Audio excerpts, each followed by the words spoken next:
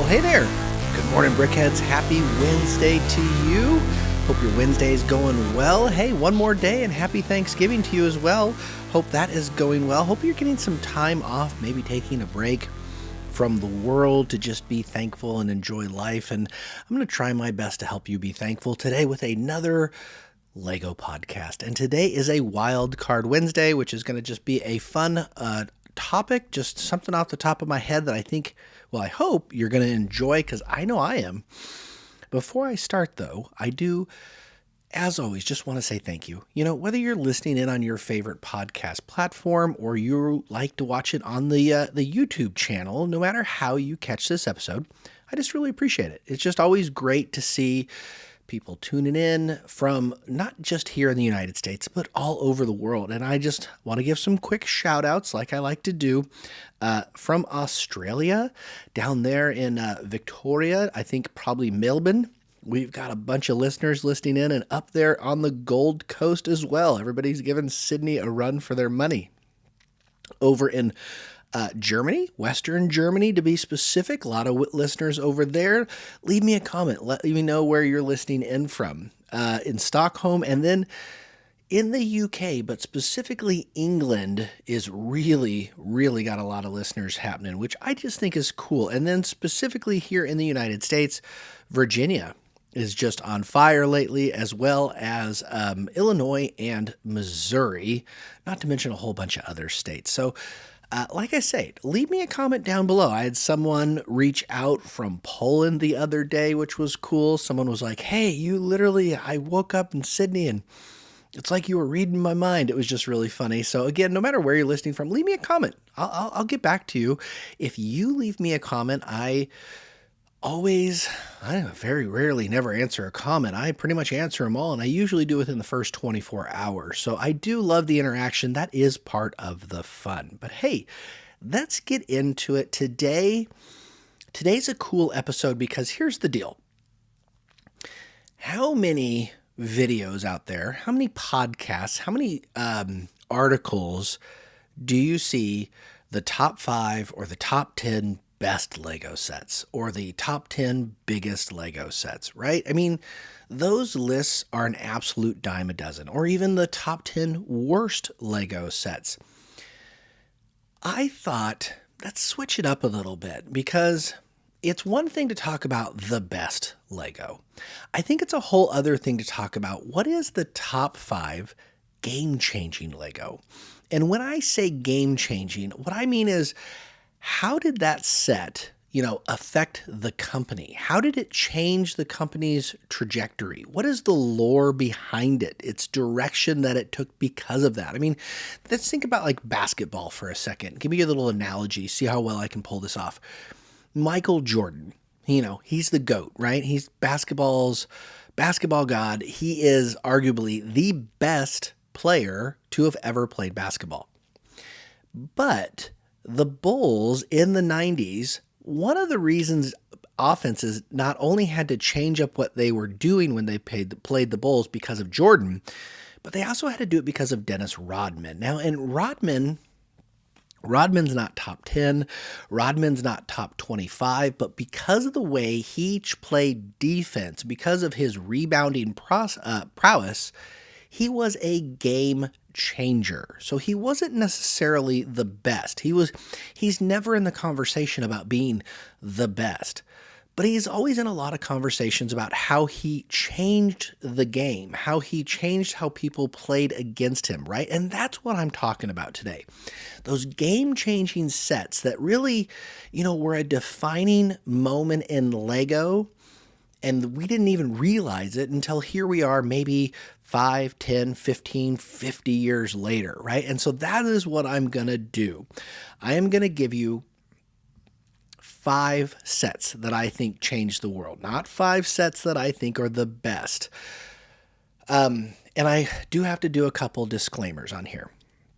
One, this is totally a subjective list, as with all of my lists, but I'll do my best to justify why I believe I'm giving you a good answer. 2, and I think I have laid this out, I'm doing game-changing and not best. I very easily could come on here today and say, Lion Knight's Castle, best. Millennium Falcon, best. Titanic, best. Rivendell, best. And you could have that argument over and over again. But did it really? I would argue Rivendell, hands down, is one of the greatest Lego sets ever made, but it didn't change the trajectory of Lego. It is just another phenomenal set in a lineup of sets. And so here we go. I think I have front-loaded this as good as I can. And so I'm going to give you my 5 sets, my 5 game changers, but I will also, towards the end, throw in a couple honorable mentions. And so again, I will say, if you disagree with me, leave me a comment in the YouTube comments. I will get back to you. I just ask positive in-course. Discourse, not in-course. Positive discourse is what I would like to have with you on the comments below for sure. So if you want to leave me a comment, I just say, don't be negative. I'm too happy right now. It's Thanksgiving, living my best life. I'm not in the mood to argue, but I do like a good, I'm not in the mood to disagree with trolls, but I don't mind a good positive argument. How's that? Okay, before this goes off the rails, what do you say? Let's get into it. Okay, here is, without further ado, my first of 5 game-changing sets. And for this set, I am not going back 5 years. I'm going to go back more than 40 years, okay? And I'm specifically looking at a castle set, because I'm not talking the Lion's Knight Castle, right? I already said that was one of the best, but a game-changing set. It was part of the Lion Knights, but it was set 6080, the King's Castle. Okay, this set came out way back in 1984. It was 664 pieces, and retailed at the time, I believe, for $52.75, in case you want to be specific. On BrickLink, though, 6-month average sales, even though there are not many of them out there, you're probably going to have to spend more than $3,000 now to get this new in box. It's a pretty old set. And so, but what makes this game-changing, right? Why this set over, say, 1977's Yellow Castle, set 375? The Yellow Castle is amazing, and the Yellow Castle was, a trendsetter. It was one of the first castles. It was the first castle ever in the castle theme. And so it's like, yeah, that should be the game changer. But what I would argue is, every Gen Xer out there, when they think of castle nowadays, when they look at the medieval sets or the sets back to the 1980s that defined their childhood, it wasn't the Yellow Castle. It was 6080's the King's Castle. It was what every kid wanted. And a $50 set back in 84, that's a lot of money. So you either wanted it, or if you had it, you were peak existence, right? It enveloped you. It had all of the knights, it had their horses, it had the classic gray turret walls with the cool castle molded piece. Y'all know the piece I'm talking about. And it was just such an iconic set that when I say sets that define a theme, this is the set I'm talking about.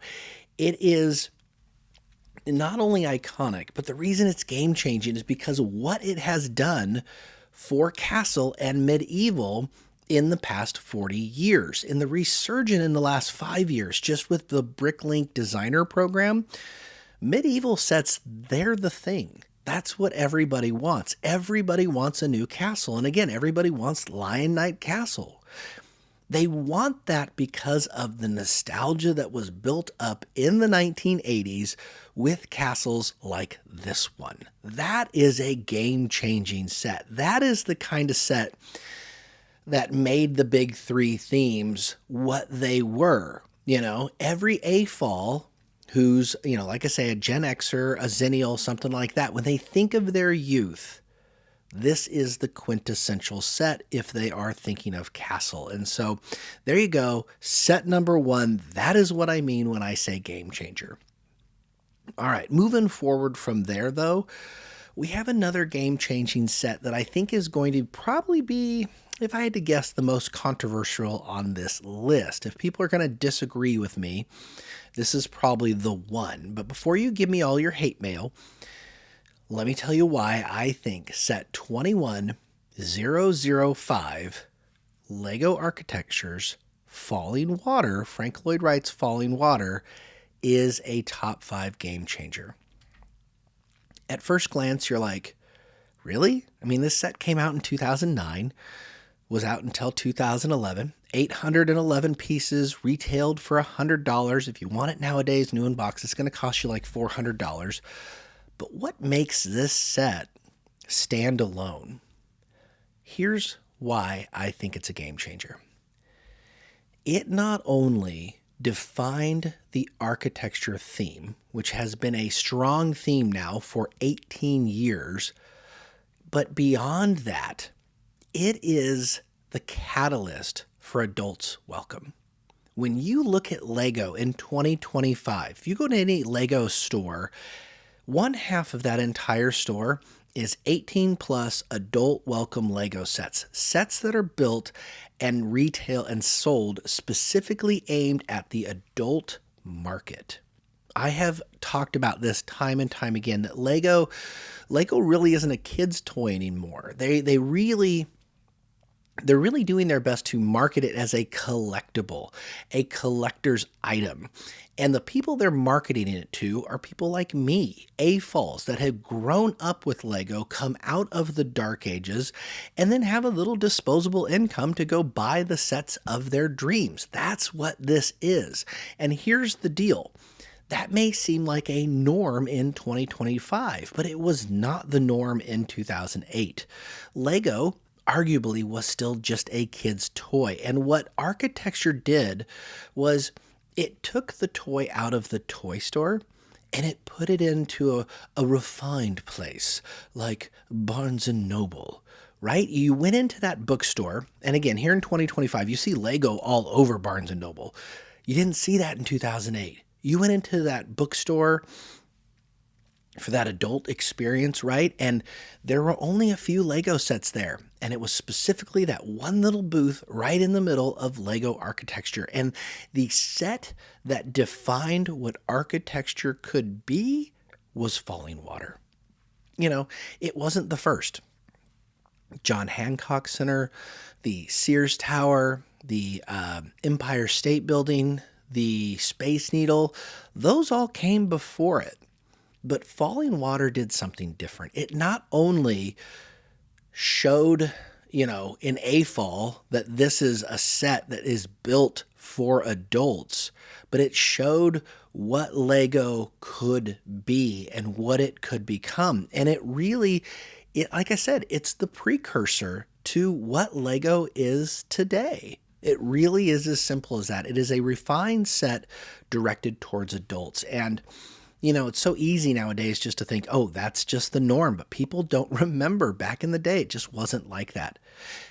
The reason I'm talking to you today, the reason I do a podcast, the reason I literally have over 750 sets staring at me right now in 15 years of collecting is because of this theme, and specifically Lego Falling Water. That's what it amounts to. To me, it doesn't get any more game-changing than that. And I know I'm not the only one. So there you go. That is my 2 cents on that. But can we move on to a set I think a lot of people will probably agree with me with? Do you like modulars? A lot of you do. I mean, let's be real. Modulars are one of those, like, every year people just clamor over what is going to be the new modular building. But again, just like Adults Welcome, it wasn't always like that. And to me, the game-changing set that turned modulars into what it is today, can you guess what it is? I'm going to tell you. It's set 10185, the Advanced Models Green Grocer.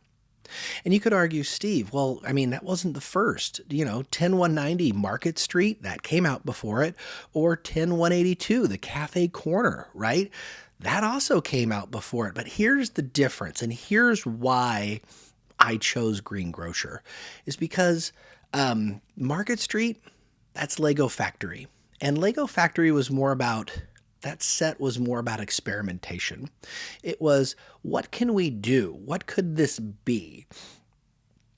And as it continued to develop, your next set out is the Cafe Corner. And then you're like, well, that looks like a modular. And yeah, that's true. It does have the facade. It does have the exterior of what a good modular should be, with the nice color schemes, the great exterior. But if you open up Cafe Corner, the inside is really bleak. It's really open because it was designed to be a set where you created the interiors. That was the idea behind it. And it really wasn't until it all came together with Green Grocer, where you had a phenomenal exterior, a really, really nice detailed interior that turned modulars into the sensation that it is today. I argue we would not have modulars. We would not have those insane Lego cities that you see on YouTube all the time had it not been for the Green Grocer. That, my friends, is a game-changing set. Lego has done a really good job with keeping modulars at one a year. Much better than what they've done with like UCS Star Wars, where it went from 1 to now it's 2 to sometimes 3, that kind of thing. Modulars is an event. Every January 1st, what is the new modular going to be? And people who don't go to the Lego store all year long, they go this one time to get that new modular building. We would not have that. We would not have that level of fervor. We would not have this level, this adult fan base, without sets like the Green Grocer defining that path. So that is for sure a game changer. All right, we're doing good. What's that? We got 3 in already. Only 2 left to go. And you know what the fun part, again, about doing a list like this is? Game changers don't have to be positive. I mean, that's kind of the shtick is, if you talk about the top 10 best Lego sets, well, they're all good sets. They're all in the same family of sets. You talk about the 10 worst, they're all in the same family of sets. But when you talk about game changers, you can go all over the place, right? You can have a very diverse list of game changer does not necessarily mean that it had advanced the Lego company. And in fact, this next one was so bad that I argue this is the set that really drove one of those final nails into Lego, and one of the reasons it almost went bankrupt. And that is set 4040 Nick from Galador. That's right, Galador, your favorite theme. For those of you who don't know, Galador is, if people want to argue worst, like worst themes, Galador usually ranks towards the top, if not the number one worst theme. And what made Galador so bad is you have to understand Lego back in the day, in the late 90s, they started moving in other directions because they weren't sure how to evolve with the digital market and the new age kids that were growing up in the late 90s and the early 2000s. And they just started basically changing everything without any sort of game plan. And what became of it is Galador. And they decided to, it hit bottom of the barrel when they decided to partner with McDonald's and release official Happy Meal McDonald's Lego sets. And so this Nick, it is a polybag promotional that was released in the US and Canada back in 2002. And it's, like I say, it's only like, 3 pieces, but it is an horrific set. Okay, I will put up pictures so you can see it. It is so bad that It is the game changer that basically within a year from that set, Lego is weeks away from bankruptcy. They are hemorrhaging money because of sets like this. And this one was historically bad. It doesn't look like Lego. Like if you had a bin of toys and you were sorting through it and you saw Nick, you would not think that it's a Lego set. It is so bad. So that is my fourth. And I will tell you, it just barely beat out the other worst set, which is set 3544, the hockey game set. Y'all, I'm going to put up pictures of this as well. But, Nick beats this one out. And let me start over. I was getting a little excited. The hockey game set, why would it even be in the contention? It was because Lego sports, it was another big thing. And it was in 2003, again, right at that bottom little of the barrel there.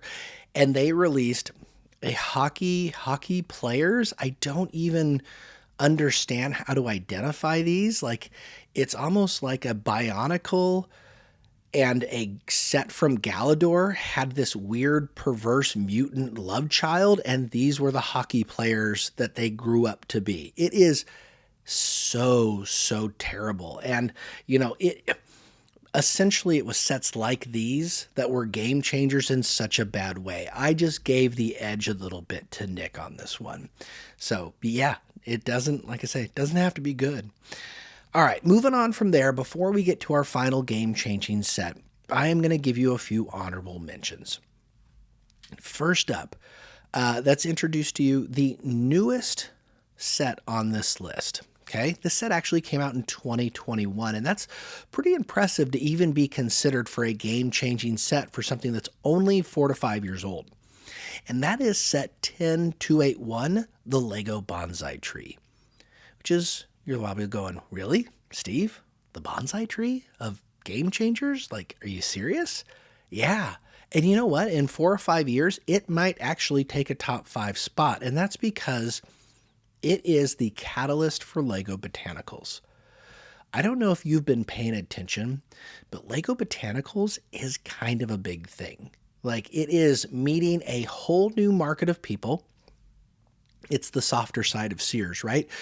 You've got guys, you got ladies, and a whole lot of people that are interested in getting botanicals so they can decorate their house with Lego. Like, botanicals, medium, level of sets that sell really, really well, and they are taking over a definite huge space, not only at the Lego store, but at your local Target, okay? And here's the deal. It's the Lego Bonsai Tree that was the catalyst for all of that. The Lego Bonsai Tree is one of the best-selling Lego sets, I'm sure, of all time, if we ever got official numbers. And it, like I said, it started a not only a whole new theme, but it skyrocketed its popularity. So yeah, I think it's enough to get it as an honorable mention. One other set that is an honorable mention is actually sitting right next to me right now, 2008's set 10188, the Lego Death Star. Yeah, like it or hate it, the Death Star, it's a game changer, y'all. This play scale set, like I say, came out in 2008, and it was hailed as the next big thing. And if you're an investor, this is totally a game changer for you, because this set essentially stayed on the market for 12 years. And I say that because 10188, technically it retired in 2015, and it was replaced with another Lego Death Star. But let's be real, even though it's a few pieces off and the minifigs are a little slightly updated, it's essentially the same set that you just paid $50 more for. So, yeah, it's definitely a game changer. It bankrupted a lot of people. It also was one of those things where you looked at it and you're like, is this a Lego UCS set that is a display set? Is it a play set? Like, what is it? What was Lego trying to do? And they just hadn't really done anything like this before, and especially at this scale.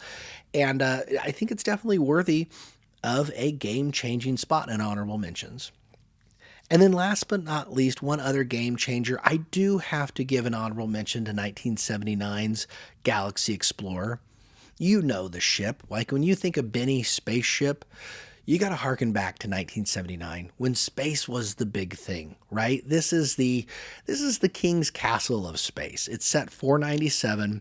The Galaxy Explorer. If you want it new in box nowadays, it's going to cost you like $2,500. But a really incredible set, and much like how the King's Castle was a game changer for Castle, the Galaxy Explorer, it set the tone for what space could be. And so I think it's also definitely worth an honorable mention. All right, well, moving on from there, though, I've given you 4 game changers. Do you agree with them? Do you disagree with them? Gave you some honorable mentions. Don't forget, if you've got some sets that maybe I have forgotten about, let me know. But without further ado, the set that I'm going to consider the biggest game changer in the history of LEGO, some of you probably might have already guessed it. It's a Star Wars set. It is the most iconic Star Wars set ever. That's right, it's the Millennium Falcon. But hey, it's the 10179 version of the Millennium Falcon.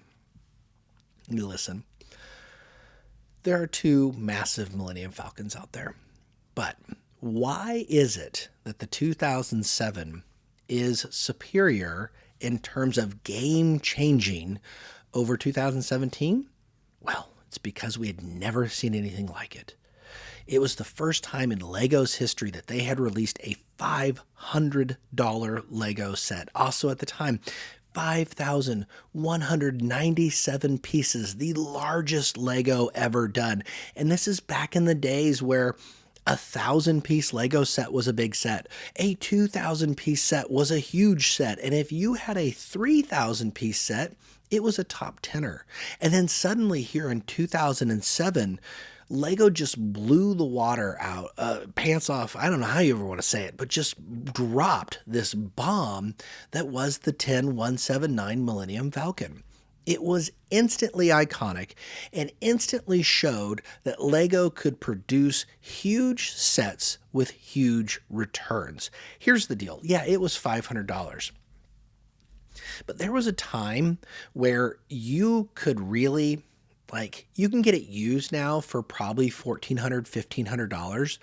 But there was a time where you really couldn't even get it used for under $2,500. And if you want it new in box, you're probably spending over $3,000.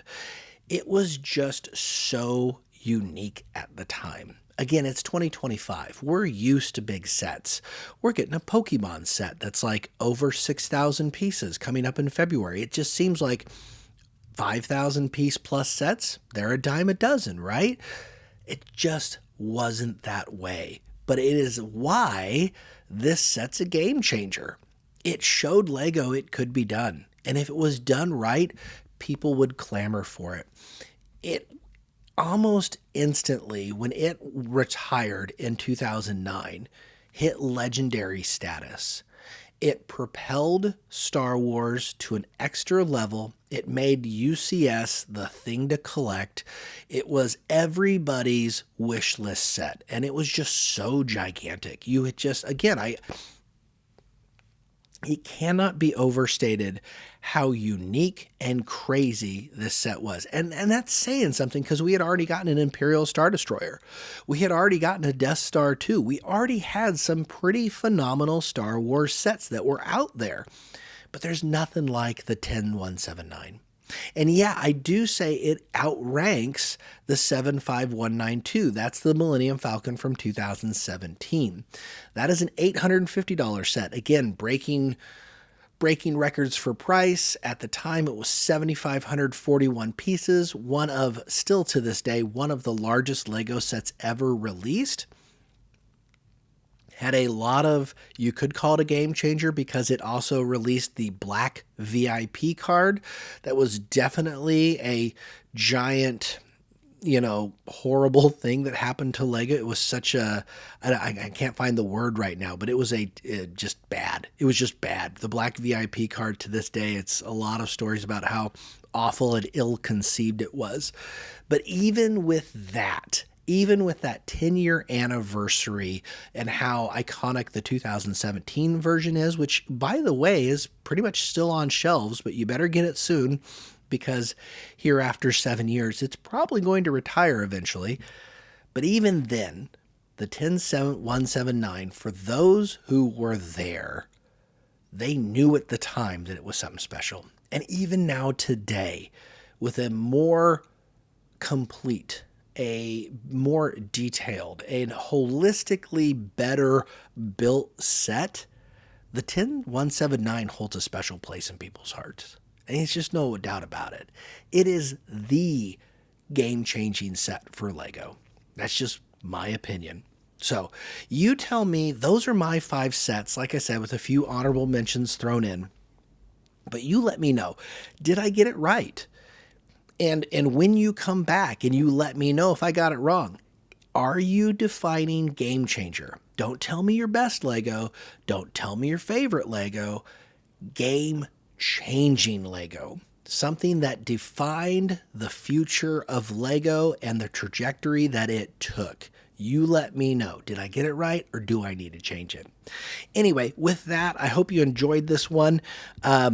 Had to kind of mix things up a little bit. This wasn't actually originally going to be the episode we were going to play today, but had some mix-ups. But if you've listened to the end, I will tell you, YouTube, I'm going to release a bonus YouTube-only video about the BrickLink Designer 9 series results with Eric Nowicki. So I hope you tune in for that. Hopefully I can get that out to you this coming Friday. Give you a little extra something to do while you're processing that turkey and watching football, right? So yeah, everybody likes a little extra Lego in their life. Anyway, I just appreciate you so much. Hope you enjoy the bonus episode, YouTube only episode, hopefully here on Friday. And Monday, because I will come back every Monday and Wednesday with news and rumors and a wild card Wednesday. Until Monday, I wish you the very best, wish you a safe and restful and thankful Thanksgiving, and I'll see you then. Bye, guys.